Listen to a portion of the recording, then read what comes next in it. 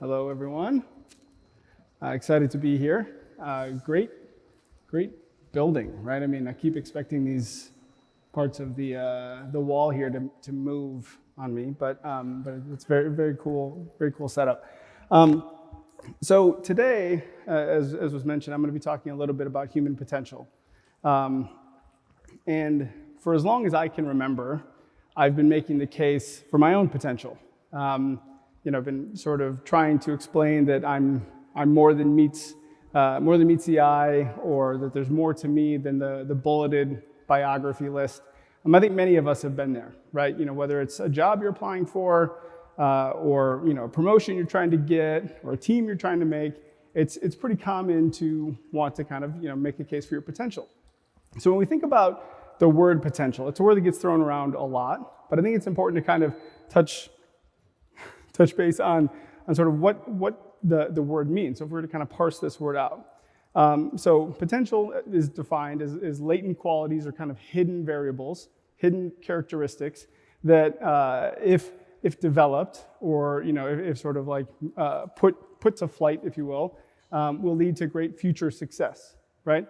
So taking these different pieces kind of one at a time, we think about latent qualities, right? So again, kind of like hidden superpowers, right? I think of like Marvel movies, and the hero has these like great attributes, but you don't actually get to see this person do great things until like their superpower is unleashed because they were bitten by a spider or something, right? And so, and I almost tripped. I said I wasn't going to trip, but I almost tripped. And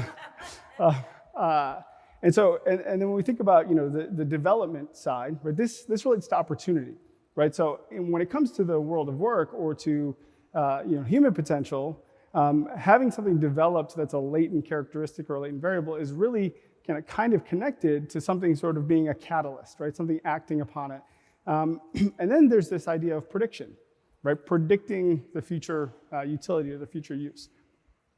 So many of you are probably familiar with this graphic here. It's the law of diffusion of innovation. Now, typically, we talk about this law as it relates to technology and consumer technology products. In this context, I want to change that. I don't know that this is approved, but I've decided that this actually makes sense for hiring managers.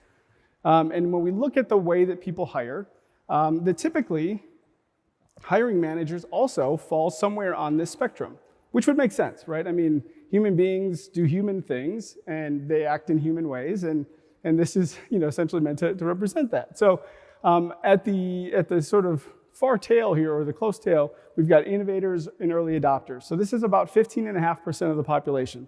These are, on the technology side, these are the people that, back in 2007, 2008, camped outside and lined up around the block to get iPhones, right? Long before many of us did. And that's the innovator crowd. That's 2.5%, very small population, 2.5% of the population. And then the early adopters are the ones that are kind of like friends with that crazy innovator, right? And they kind of see what they're doing. They kind of make sure that it doesn't blow up. And if it's cool, then they get it too. But they're part of that first group. But it takes somebody else moving first for them to take some action. So I said at the outset, think of this, as it relates to hiring managers. When we think about early career or entry level or people from different backgrounds or experiences, and we think about the law of diffusion of innovation, we are looking at basically 15.5%, if we're being generous, right? 15.5%, if we're being generous, of hiring managers are likely to bet on somebody who doesn't have a proven track record of experience, a proven track record of doing a certain thing.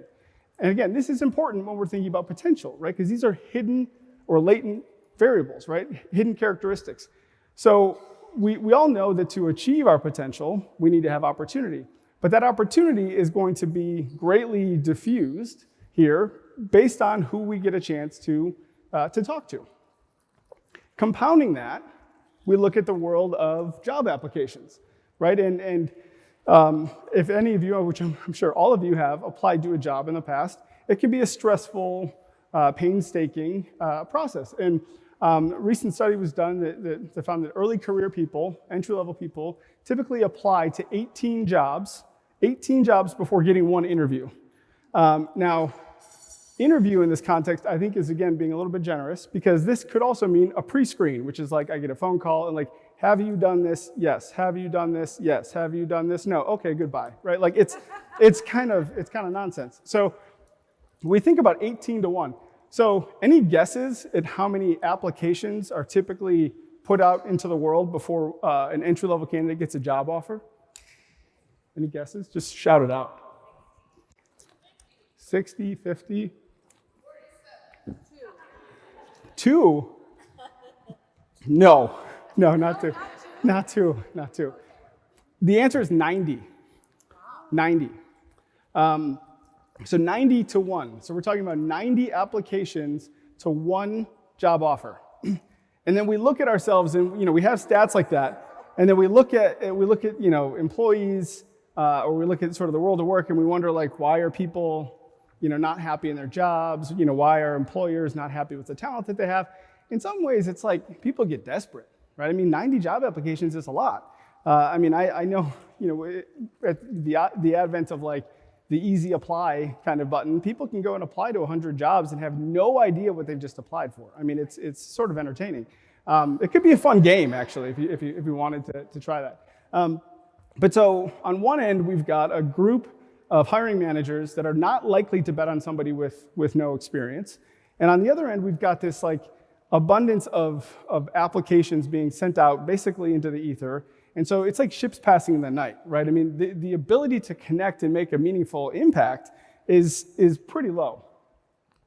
And I think the villain in this story is the resume and the job description, and also kind of the world that kind of connects those two pieces. So for a long time, we've been using job descriptions and resumes and building algorithms to try and make these things connect.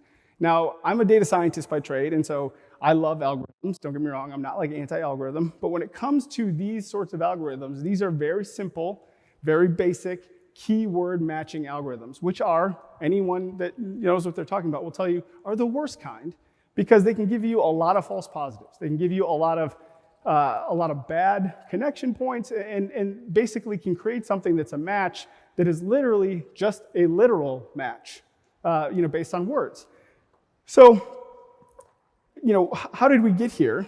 First and foremost, we got here because the world works in a way that really kind of the employer side, or the side with the job, right, the demand side, has long had access to so many applicants that they needed to filter them somehow, right? They needed to filter them, they needed to sort of vet through them. And so there was always this kind of urge to take a look at, like, how can we short circuit this? How can we do this better? And so these matching algorithms came to be. But we now live in a day and age where the technology of matching algorithms is archaic based on what we can actually do now. But we're still relying on these things. We're still asking people to put these resumes out into the world. I mean, let's just do a quick show of hands. Who actually thinks, for an entry-level candidate, who actually thinks a resume is a good description of someone's potential? Does anyone think that? Because if you do, come talk to me afterwards. We're going to have some words. But the reality is that, like, we're trying to bet on, let's say, somebody who just wrapped up school at University of Minnesota, or is just re-entering the workforce, or whatever that situation may be. There's a story there, right? There's a story, there's a journey, there's experiences, there's value to that individual. But we don't see any of that because we're delineating, we're kind of distilling them down to, bullet points on a piece of paper. And then we're trying to connect those to job descriptions, which, hey, I've tried to. Job descriptions are really hard to write, right? They are really, really hard to write.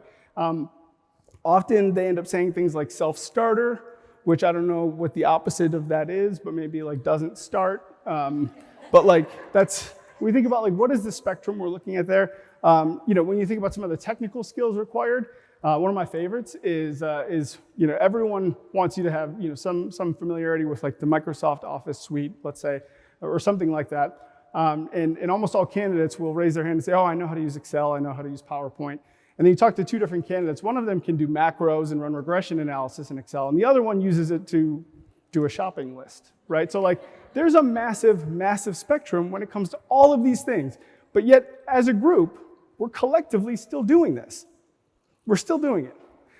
And it's okay, because I just think we're still doing it because, there hasn't been something out there that has really, kind of moved us in the direction of doing this in a better way. So My company, Avenica, that's what we're working on. That's what we're working to build. So through a process of first starting with access, right? So we have access to anywhere between 300 and 500 applicants per day nationally. 300 to 500 applicants coming into our platform every single day, raising their hand saying they'd like to work with us. When they come in, they don't just come in and give us a resume and then we look at it and do a thing. We send them through a multitude of steps. We call them levels. Think of it as like a video game. First step of the video game, you kind of enter the scene, then you do the first task, and then the first thing, and then the next thing, and then ultimately you get to go like fight the boss man or something.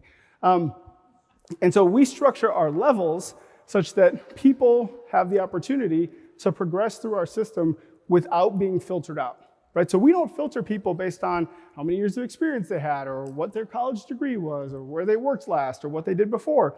Our process is entirely self-directed. So when you put candidates at the forefront, and you allow them to sort of make their case and go through the process, they start to advance to these levels. Now, these levels aren't IQ tests, because I don't think those are any good. They're not like crazy things demanding people to write essays and do all sorts of stuff. Basically what they are, they're short kind of micro experiences. So one example will be an assessment that we created, which is a preference assessment that we call Halo. You can actually try Halo if you'd like it. Just come visit us at our table. You can go through the assessment yourself. But going through that assessment and completing it, and then taking action on the next level. And the next level may be going to watch a YouTube video about a certain company that's 5 or 6 minutes long, and we're tracking if you're watching this. And then once you're done watching that, coming back and sending someone an email summarizing the salient points, right? So through that process, we can understand, are you following directions? Are you responsive? Are you going to do what you say you're going to do? Can you pay attention? And then can you communicate? Can you write a coherent email and summarize some key points? For most, I'm not saying all, but for the vast majority of entry-level jobs in corporate America, whether it's in claims or customer success or customer service or sales or enter name here, those key kind of attributes are really the sort of pillars of success. Right? Like if you can do those things, you're going to learn how to do all the other stuff. Right? Nobody comes into a job, knowing exactly what to do and how to do everything. Most of those things are learned through the process of exposure and experience. So as we go through these levels, individuals are kind of proving what they can do. Right? They're kind of proving their level of grit, their level of tenacity, and also their level of proficiency. And then ultimately, they're asked to schedule time with us. So what's interesting is we are a career launching platform, but we don't employ any recruiters because we don't do any outreach to candidates telling them, hey, come talk to us, because that is a process that is completely demand oriented. It is looking at a job description and looking for people that it's like the human equivalent to the matching algorithm, right? So we don't do that. So we put people at the forefront and say, hey, you want to talk to somebody about your career, you want to make your case, you want to tell us your story, great. Go through these steps, and if you do that, you get to meet with us. So what the candidate then does is they schedule time to meet with somebody from our talent operations team, and their job, actually Nicole, who's here, she's very pregnant, so hopefully she's still here. Her team does this, and their job is, as we instruct them to stamp the hearts of every person that they interact with, to stamp the hearts of every person they interact with. Their job is not to filter people out or to find reasons to exclude them. Their job is to make an impact. And so through doing that, what they end up doing is they have conversations with candidates where they take the different data points that have come to us. They're analyzing those different bits and pieces of data, and then they're engaging in more something that's more like therapy than it is like interviewing. Right? They're asking like, okay, tell me about a time that you went through something really, really difficult in your life. Like, what's the hardest thing you've ever been through? Like, what's the most challenging thing? Like, what do you do for fun? What would your friends say about you? Like, what is the weirdest thing that you don't tell people about? Like, what's your guilty pleasure, right? Like, through this process of really kind of getting to know someone, we can start to learn really valuable pieces of information. For example, how many resumes would say that I've dealt with food insecurity in my life, right? But how many people would want to bet on a candidate that knows how to, what I like to call the $16 test, which is go to a grocery store and feed a family of 5 for $16. The amount of mental math required to do that and the amount of like calm in the face of adversity, being able to do that, that person's not gonna hide underneath their desk when they get a tough deliverable. That's somebody you want on your team, right? That's somebody who's gonna show up and work hard. That's somebody who's going to make an impact. And so we get to know these individuals and we get to hear their story, and then we get to help them sort of craft that narrative in a way that they may not even be comfortable with yet, right? So, I talked about, potential earlier. Talking about getting comfortable. I'm a poor kid who grew up on the south side of Milwaukee, right? That's my story. Came from a very bad neighborhood, not supportive home life, and at a very young age, I was diagnosed with a neurological disorder called Tourette syndrome. I'm sharing this because I'm personally trying to get better at sharing this part of my story, which I've been afraid to do until just probably like 5 years ago. So we all have stuff, right? But that stuff is what makes us unique. That stuff is what gives us our superpowers. That stuff is what kind of underscores our potential. And it's only through going through a process where a candidate gets to sort of tell their story and be sort of in charge of whether or not they get access to an opportunity, and then listening to them and having a conversation, do we ever actually get to see the full picture? People are so much more than resumes. And so when we do this, some pretty cool shit happens. So, sorry, I wasn't supposed to swear. It's really hard for me. My 7-year-old told me, Dad, don't swear. So over the last few years, we've been able to launch over 2,000 careers. Of those careers that we've launched, we're seeing that candidates stay in these opportunities for 3 times as long. So 3 times as long with these employers. Not in the same job, because a lot of the people that we place end up getting promoted. One such person that comes to my mind is a woman named Gigi Watkins. Gigi Watkins was someone who applied to work at a very large corporation, I think 4 or 5 times on her own. 4 or 5 times, was never even interviewed, didn't even get like the nonsense like phone screen, 5-question, yes or no, whatever. She was never interviewed. She came to us, we worked with her, we were able to sort of position her, we pitched her to that very same company, and she was hired. A year later, she's running one of their employee resource groups and has been promoted to a lead. It's amazing what happens when we get out of our own way, when we stop relying on all of the barriers that we are typically blinded by. It's bias, right? It's bias, and it doesn't, what makes it worse is it actually doesn't actually predict anything, right? So prior to coming to Avenica, I spent about 6 years at Manpower Group. So Manpower Group, massive human capital organization, global company. I was their first ever data scientist that they hired. And when I was there, one of the landmark things that I did was viewed as a failure, but to me as a data scientist, I actually viewed it as like a pretty cool finding. We partnered with Google and Cognizant, and we did this massive study. And the goal was to figure out what from a resume we could use to predict job performance. And when we realized we couldn't predict anything about job performance from a resume, we then shifted like, well, let's just predict whether or not they get hired. That didn't work either. So we found that it was a null finding. We accepted the null hypothesis, which is resumes don't predict a damn thing.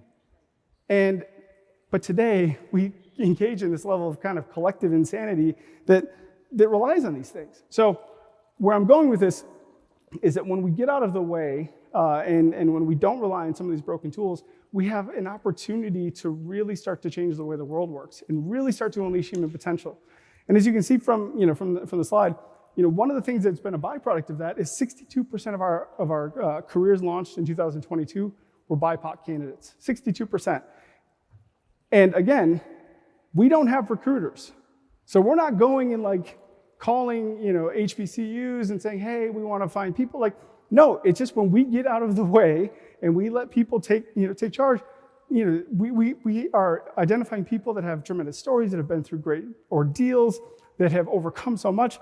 It's so powerful that when we turn around and then go tell those stories to our hiring partners, they're like, yeah, let's go. And they're excited, and these people make a huge impact.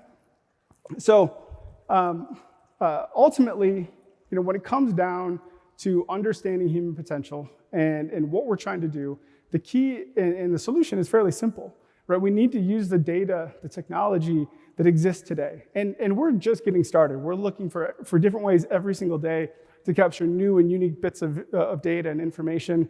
Things like facial recognition software are going to lead us down the path of being able to do a lot of really cool stuff.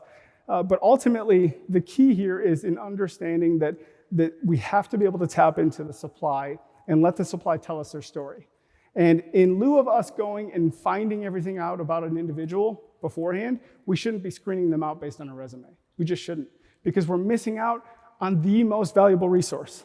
And I know you all know what that is. It's people, right? The secret behind every great company is great people. And today, too many great people are being missed or are being ignored or are just being flat out rejected because of words on a resume. We can do better. And if you agree with us, we hope you'll come check us out and join us. Thank you.